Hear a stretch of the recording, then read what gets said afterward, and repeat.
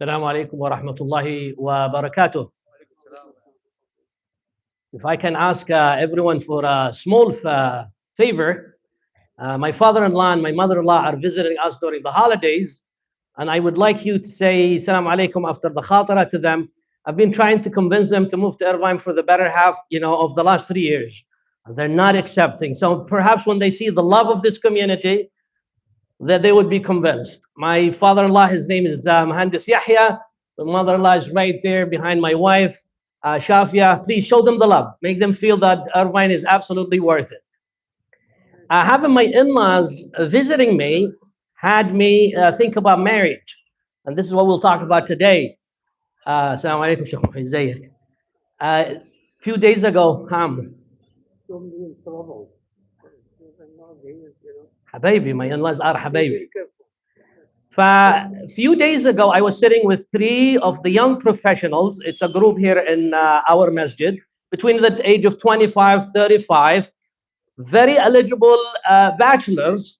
They have their master's degree, they have a job, a good paying salary. Some of them have houses and mortgages, they come from good families, and none of them is married, and they are in their 30s. So we started talking about, why are you not married? As an ammo, I'm in that ammo age. And then I started asking, how come you're not married? Let's find your wife. Let's find your wife. That becomes a mission, right? And that discussion brought up many issues that are very important that I think we need to talk about in different khataras. But the one I want to talk about today is specifically ghala al-muhur, how expensive mahrs are or dowries are.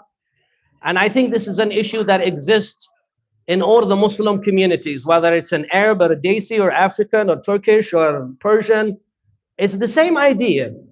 So what I'm about to say might be something that causes some people to get defensive or upset, because I'll explain things that I find to be wrong. So in advance, I apologize. This is not an attack in anyone's culture or anyone's belief or how people run these issues.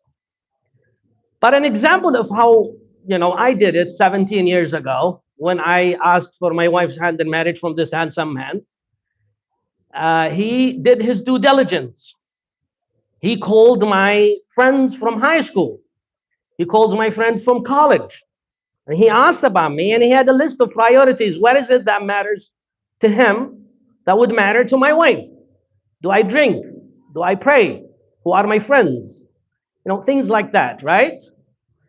So when us men have daughters and we think the best policy for them when they get married is ask for a dowry of mahr, of a lot of money, because I want to protect my daughter's future. And in some culture they do it in what I believe not an Islamic way, muqaddam and muakhar. And muqaddam meaning you pay this in advance, muakhar you pay it later on, and the way it was meant to be. And the shuyukh agreed that, let's say you agreed to 10,000 and then you pay her 2,000 because that's the only thing you can afford. And then the rest of 8,000, eventually you'll pay her. But it ended up being a policy of divorce. So you pay her 10,000 now, but if you divorce my daughter, you pay her $100,000 at the end. I truly believe that's not Islamic. That is not the purpose behind mahr. When a companion of the Prophet ﷺ came up to him and he said he wants to get married, and he asked the Sahaba who wants to give him his daughter, and he said, Prophet of Allah, I do not have money. How much can you afford? Nothing. Can you afford dates? He goes, no. How about you teach her some Quran? And that was the mahr that he gave to this young lady. And the idea there that we think somehow we're protecting our daughter's future by requesting a lot of money baffles me. Because in Islam, even with a female, فَاظْفَرْ بِذَاتِ الدِّينِ تَرِبَتْ يَدَاكَ. You look for the one that has religion, the one that's going to help you complete half of your religion, as some people say. You get married, half of your religion has been perfected, because that's the right partner to help you become a better human being. Some family go as far as negotiating with your in-law. He will tell you, well, I think you should pay this much. Well, I can't afford it. How about this? How about this? And this is the part that I thought people maybe get offended of me saying it. I think that is very disrespectful to your daughter. You're not selling her. She's not a commodity. What you want to do is, if you want to protect her future, is make sure you helped her, because most likely she's the one who's going to bring this person who she wants to marry, especially in this country. You want to make sure you're helping her choose the right person that's going to protect her, take care of her.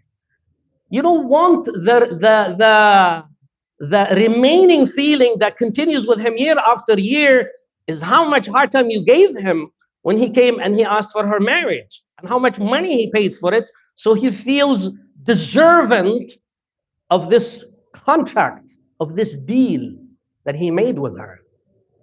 When I proposed to my father-in-law, I came and he asked, let's meet. After he did his due diligence, he called everyone I knew in life, even the ones that I didn't know that they were good friend of mine. They called me and they said, this guy called and he asked about you. Good, check, number one. He asked me to come. He met me. And he met me in a formal setting in his business, and then he met me in a casual setting in a restaurant, and he saw how I interacted with people, waiters and people who, the secretary and everything like that. So he knew, what I'm about. And then he asked me the questions that did matter to him about what I do in my life, not just money. So came the question about mahr. So, in a very shy tone, I said, Amo, what is the mahr that you're asking for? And he refused to have that discussion with me. In Yemen, we say, أنا بشتري راجل. How would you translate this? I'm buying a man.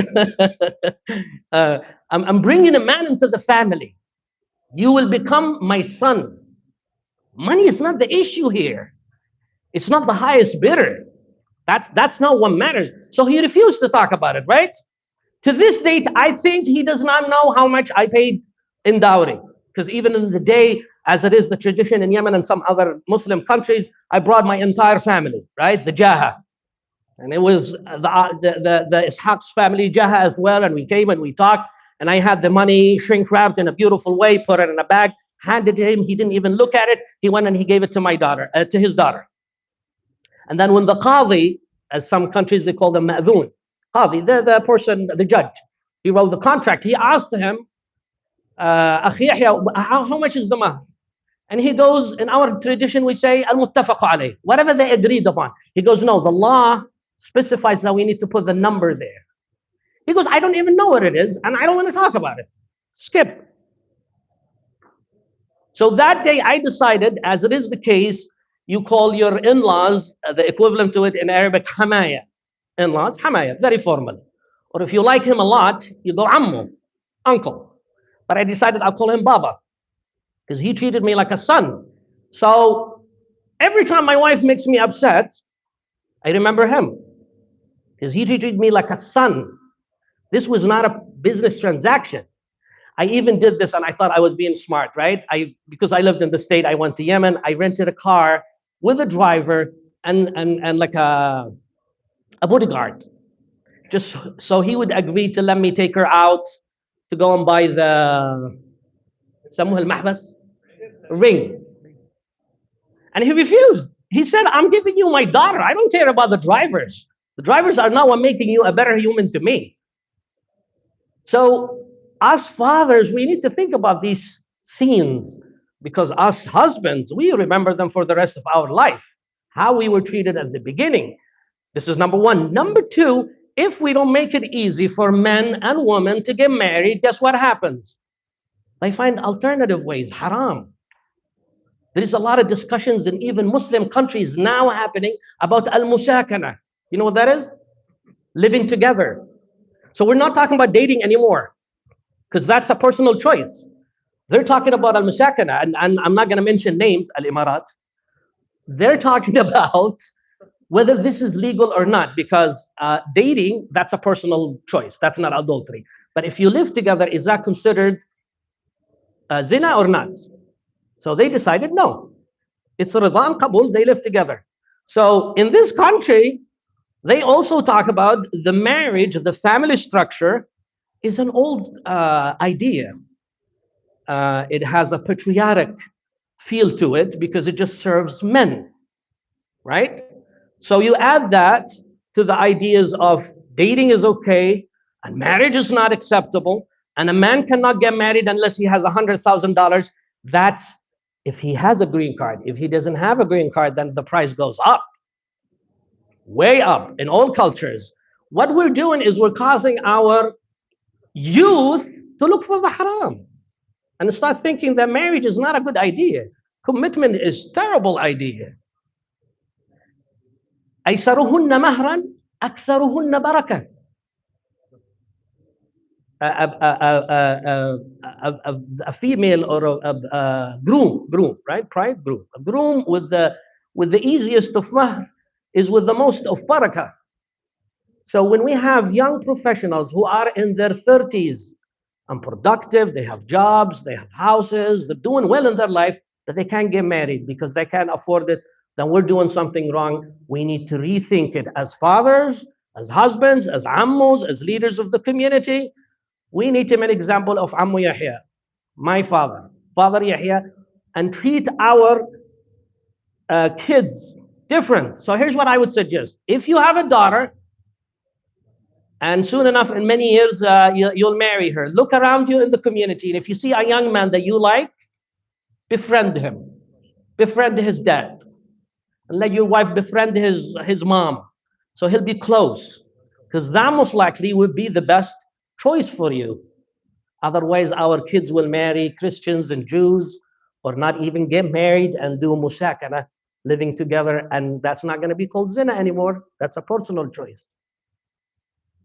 أسأل الله أن يزوج أبناءنا وبناتنا وأن يحسن يعني فروجهم وأن يبقي فكرة الأسرة بيننا في مجتمعنا الإسلامي فكرة حقيقية، فكرة جميلة يسعى إليها شبابنا ولا يهربون منها. واجعلنا من الآباء والأمهات والأعمام والعمات الذين يحسنون الصنع مع أنسابهم الجدد ومع أبنائهم. جزاكم الله خيرا وبارك الله فيكم.